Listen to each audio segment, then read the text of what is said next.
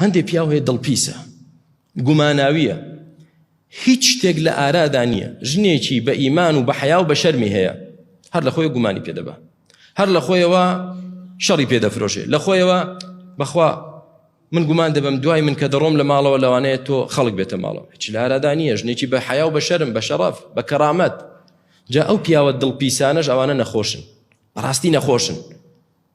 ئەگەر بێت و ئینسان غەیرەی هەبێ لە شوێنی خۆی کە ڕیبەیەک هەبوو، کە هۆکارێک هەبوو، قەیناکە. ئەمە هیچ هۆکارێک لە ئارادا نییە. تۆ پیاوێکی دڵپیس بی، ئەوە ژیانی هاوسەرگیرێتیتان تێک دەدا، وای لێدێ ئەو ژنە تەحەمولی تۆ ناکات، وای لێدێ ئەو ژنە کە پاچیش بێ ئەوەندە دەڵێ بەخوا من گومانم وایە تۆ داوێن پیسی، گومانم وایە تۆ لە دوای من خراپە دەکەی، باوەڕ کە نەشی کا لەوەیە تووشی بێت.